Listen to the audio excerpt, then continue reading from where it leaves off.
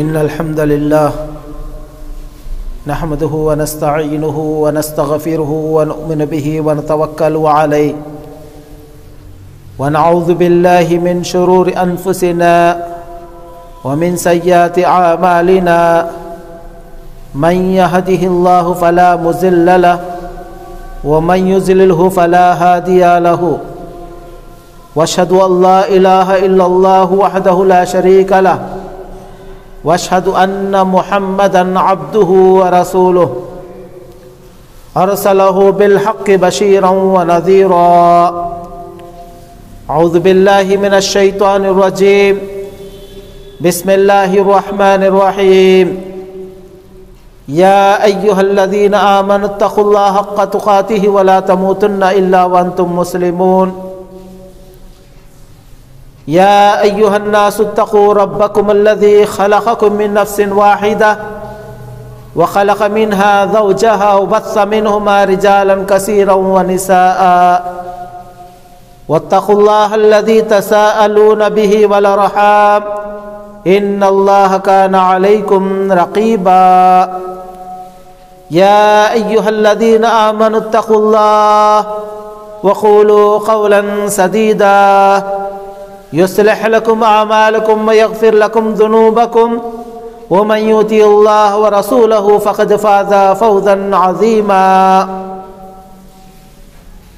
أما بعد فإن خير الحديث كتاب الله وخير الهدي هدي محمد صلى الله عليه وسلم وشر الأمور محدثاتها وكل محدثة بدعة وكل بدعة ضلالة وكل ضلالة في النار أعوذ بالله من الشيطان الرجيم بسم الله الرحمن الرحيم الذين ينفقون في السراء والضراء والكاظمين الغيظ والعافين عن الناس والله يحب المحسنين وعن أبي هريرة رضي الله عنه قال أن رسول الله صلى الله عليه وسلم قال ليس الشديد بالسرعة إنما الشديد الذي يملك نفسه عند الغضب متفق عليه. تمام قسم کی تعریف، بڑائی و بزرگی، حمد و ثنا اس رب العالمین کے لیے لائق و زیبا ہے جو ساری کائنات کا، ساری دنیا کا رب العالمین ہے، مالک اور مختار ہے۔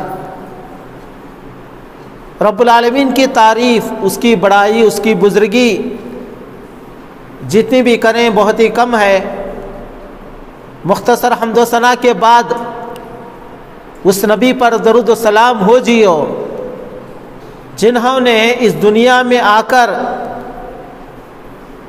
اسلام کو مکمل فرمایا، اس میں ترمیم کی، تغیر کی کوئی گنجائش باقی نہ رہی۔ آپ پر اس ریگستان کے سنگریزوں کے برابر، درخت کے پتوں کے برابر، بارش کے بوندوں کے برابر درود و سلام ہو جیو مبارک وسلم صلی اللہ علیہ وسلم۔ محترم بزرگوں، اسلامی نوجوانوں، خطبہ مسنونہ میں سورہ آل عمران کی 130 پر 4 میں نے آیت تلاوت کی ہے۔ اس آیت کریمہ میں اللہ رب العالمین ارشاد فرماتے ہیں الذین ينفقون فی السراء والضراء، وہ لوگ جو اللہ کے راہ میں خوشی اور غمی میں، خوشی میں بھی اور غمی میں بھی خرچ کرتے ہیں، والکاظمین الغیظ، اور غصے کو پی جاتے ہیں، غصے کو ضبط کر لیتے ہیں، غصے کو کنٹرول کر لیتے ہیں، والعافین عن الناس، اور لوگوں کو معاف کر دیتے ہیں، درگزر کر دیتے ہیں۔ واللہ یحب المحسنین، اور اللہ تعالی احسان کرنے والوں کو پسند کرتا ہے۔ اس آیت کریمہ میں اللہ رب العالمین انسانوں کو جب غصہ آ جائے تو قابو کرنے کے تعلق سے بتا رہے ہیں، غصے کو کنٹرول کرنے کے تعلق سے بتا رہے ہیں۔ غصہ کرنا یہ انسان کی فطرت ہے۔ غصہ بڑے کو بھی آتا ہے، نوجوان کو بھی آتا ہے، بچے کو بھی آتا ہے، غصہ عورت کو بھی آتا ہے۔ یہ غصہ صرف دولت مندوں کا حصہ نہیں ہے، بلکہ اللہ تعالی نے ہر انسان کے اندر یہ فطرت رکھی ہے۔ اس لیے غصے کو کنٹرول کرنے کے تعلق سے قرآن اور حدیث میں بتایا جا رہا ہے۔ غصہ کرنا یہ مومن کی علامت نہیں ہے۔ ایک مومن غصے کو کنٹرول کر لیتا ہے، غصے کو قابو کر لیتا ہے۔ حضرت ابو ہریرہ رضی اللہ عنہ روایت کرتے ہیں، نبی کریم صلی اللہ علیہ وسلم نے ارشاد فرمایا، لیس الشدید بالسرعۃ انما الشدید الذی یملک نفسہ عند الغضب۔ پہلوان وہ نہیں ہے جو دوسرے پہلوان کو کشتی میں پھچاڑ دے، ہرا دے، بلکہ پہلوان وہ ہے جو غصہ رکھنے کی طاقت رکھتے ہوئے بھی ضبط کر لیتا ہے، غصہ نہیں کرتا ہے۔ یہ بہت بڑا پہلوان ہے۔ تو معلوم ہوا کہ اس حدیث سے کہ غصے کو کنٹرول کرنا ضروری ہے، چونکہ یہ غصہ شیطان کی طرف سے آتا ہے، اور غصے میں انسان بے قابو ہو جاتا ہے۔ غصے سے بہت سارے نقصانات ہو جاتے ہیں۔ غصے میں آ کر انسان کبھی دوسرے انسان کو قتل کر دیتا ہے، غصے میں آ کر انسان کبھی والدین سے بچھڑ جاتا ہے، غصے میں آ کر کبھی والدین اولاد سے بچھڑ جاتے ہیں، غصے سے انسان کبھی اپنی بیوی کو طلاق دے دیتا ہے، غصے میں آ کر بھائی اور بہن میں اختلاف پیدا ہو جاتا ہے، انتشار پیدا ہو جاتا ہے، جماعت میں انتشار پیدا ہو جاتا ہے، معاشرے میں اختلاف پیدا ہو جاتا ہے۔ اس لیے اللہ کے نبی صلی اللہ علیہ وسلم نے غصے کو قابو میں رکھنے کا حکم دیا ہے۔ وَنَبِي ذَرٍّ رضی اللہ عنہ انہ قال قال رسول اللہ صلی اللہ علیہ وسلم اذا غضب احدکم وهو قائم فلیجلس فإن ذبح ذهب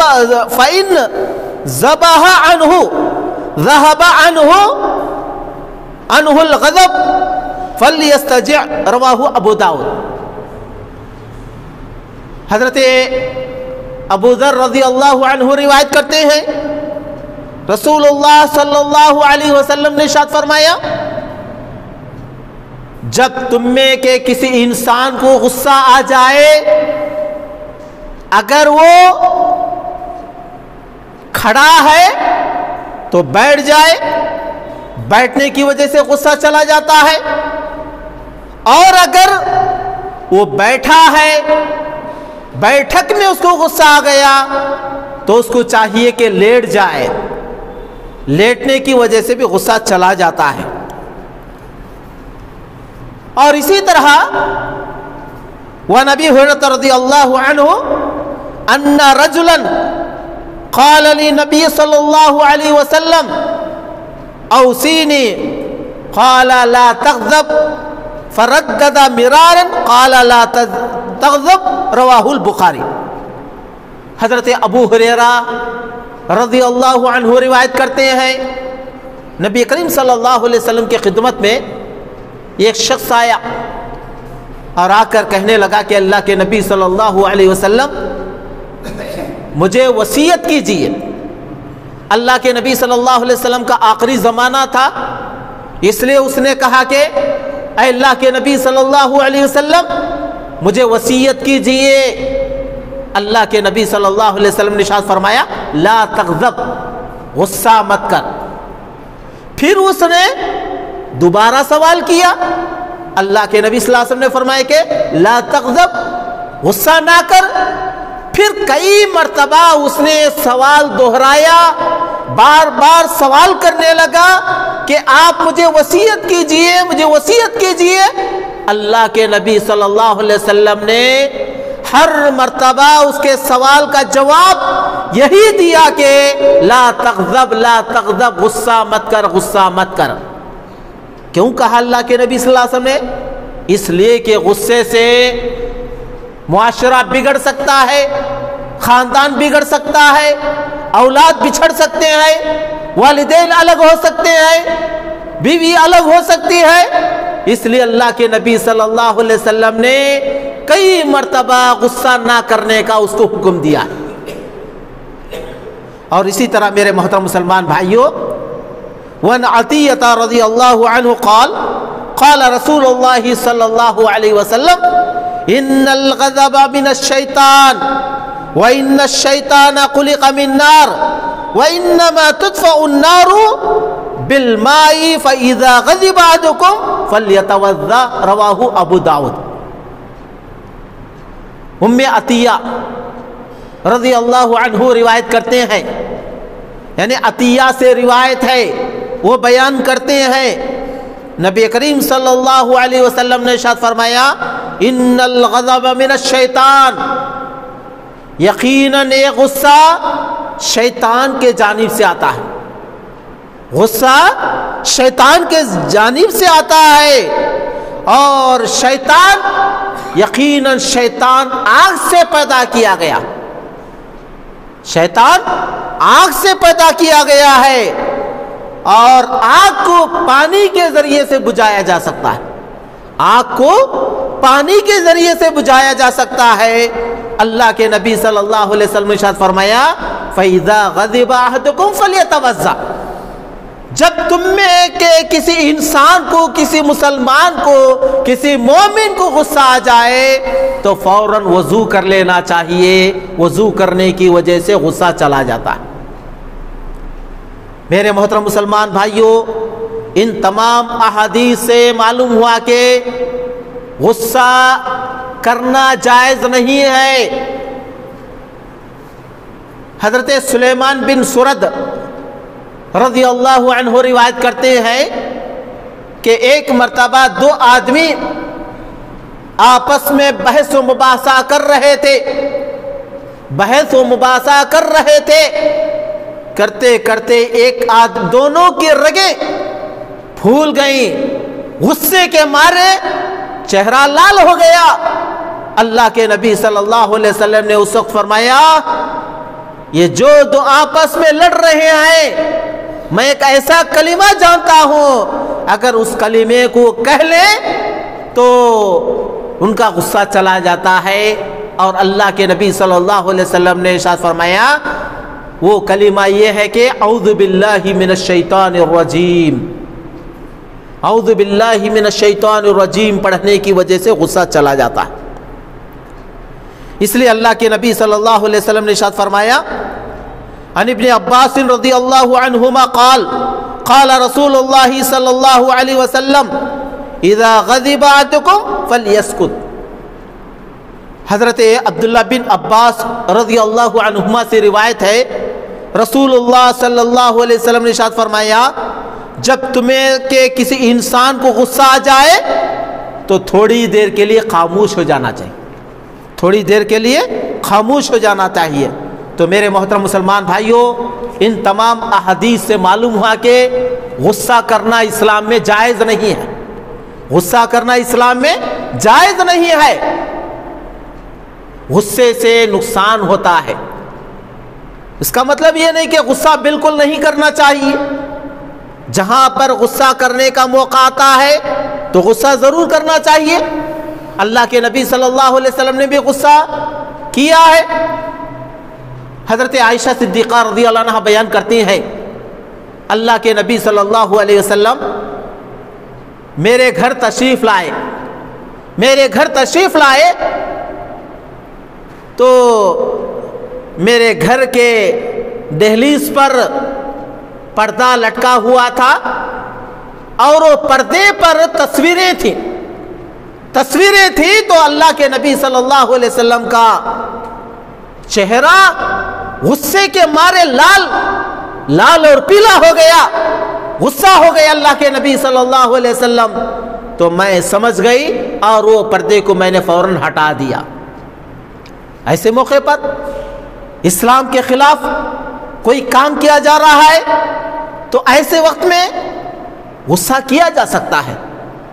اللہ کے نبی صلی اللہ علیہ وسلم کے دور میں ایک صحابی اللہ کے نبی صلی اللہ علیہ وسلم سے کہنے لگے کہ اللہ کے نبی صلی اللہ علیہ وسلم، میں صبح کی نماز میں تاخیر سے آتا ہوں، تاخیر سے اس لیے آتا ہوں کہ جو وقت کے امام ہے اور امام بہت طویل نماز پڑھاتے ہیں، بہت لمبی نماز پڑھاتے ہیں، اس لیے میں آخر میں آ کر مل لیتا ہوں۔ اللہ کے نبی صلی اللہ علیہ وسلم نے اس صحابی پر بہت غصہ کیا، بہت غصہ کیا۔ تو اس کا مطلب یہ ہے کہ تاخیر میں آنا مناسب نہیں ہے۔ جہاں پر اسلام کے خلاف کوئی قانون، کوئی کام ہو رہا ہے تو اللہ کے نبی صلی اللہ علیہ وسلم وہاں پر غصہ کیا کرتے تھے، لیکن اللہ کے نبی صلی اللہ علیہ وسلم اپنے ذات کے معاملے میں کبھی بھی غصہ نہیں کیا، اپنے ذات کے معاملے میں اللہ کے نبی صلی اللہ علیہ وسلم نے کبھی غصہ نہیں کیا۔ تو بہرحال میرے محترم مسلمان بھائیوں، اللہ رب العالمین اپنے کلام پاک میں ارشاد فرماتے ہیں، الذین ينفقون فی السراء والضراء والکاظمین الغیظ والعافین عن الناس واللہ یحب المحسنین۔ وہ لوگ جو اللہ کے راہ میں خوشی میں اور غمی میں خرچ کرتے ہیں اور غصے کو پی جاتے ہیں، غصے کو کنٹرول کر لیتے ہیں اور لوگوں کو معاف کر دیتے ہیں، درگزر کر دیتے ہیں، ایسے احسان کرنے والوں کو اللہ تعالیٰ بہت پسند کرتا ہے۔ تو میرے محترم مسلمان بھائیوں، ان تمام احادیث سے معلوم ہوا کہ غصہ نہیں کرنا چاہیے، غصے سے بہت سارے نقصانات ہو جاتے ہیں۔ جو انسان غصہ رکھنے کی طاقت رکھتا ہے، رکھنے کے باوجود بھی غصے کو کنٹرول کر لیتا ہے، یہ سب سے بڑا پہلوان ہے۔ اور اس کے علاوہ اللہ کے نبی صلی اللہ علیہ وسلم نے ارشاد فرمایا، جو انسان دنیا میں غصہ کرنے کی استطاعت رکھتے ہوئے قابو کر لیتا ہے، قیامت کے دن اللہ تعالیٰ اسے جنت میں داخل کر کے اس آدمی سے کہے گا جو غصے کو اس نے کنٹرول کیا تھا، قابو میں رکھا تھا، اللہ کہے گا کہ تو جنت میں داخل ہو جا۔ اور جنت میں داخل ہو جانے کے بعد اللہ تعالیٰ اس سے کہے گا، یہ حوریں ہیں، یہ حوروں میں سے جس کو چاہے تو انتخاب کر لے، تو پسند کر لے، کیونکہ تو نے غصے کو کنٹرول کیا۔ اللہ اکبر، کتنی بڑی فضیلت، کتنی بڑی فضیلت ہے میرے محترم مسلمان بھائیوں۔ آج ہم کبھی بیوی پر غصہ کر دیتے ہیں، کبھی اولاد پر غصہ کر دیتے ہیں، کبھی نوکروں پر غصہ کر دیتے ہیں، کبھی خادموں پر غصہ کر دیتے ہیں۔ میرے محترم مسلمان بھائیوں، غصے کو کنٹرول کرنے کی وجہ سے اللہ کے نبی صلی اللہ علیہ وسلم نے ارشاد فرمایا، یہ غصے کو کنٹرول کرنے کی وجہ سے انسان جنت میں داخل ہو جاتا ہے، اور بہترین حور جو وہ پسند کرتا ہے اللہ تعالیٰ اس کو عطا کر دیتا ہے۔ اس لیے میرے محترم مسلمان بھائیوں، غصہ نہیں کرنا چاہیے۔ غصے سے اختلاف پیدا ہو جاتا ہے، معاشرہ بگڑ جاتا ہے۔ انسان یہ سمجھتا ہے کہ میرے اندر غصہ ہے، حالانکہ غصہ تکبر کی علامت ہے۔ غصہ کیا ہے؟ مومن کی علامت نہیں ہے، مسلمان کی علامت نہیں ہے، یہ تکبر کی علامت ہے، یہ شیطان کی صفت ہے۔ جو انسان غصہ کرتا ہے گویا کہ اس کے اندر شیطان بچ جاتا ہے۔ تو ایسے وقت میں اللہ کے نبی صلی اللہ علیہ وسلم نے فرمایا، جب بھی غصہ آ جائے تو فوراً اعوذ باللہ من الشیطان الرجیم پڑھ لینا چاہیے۔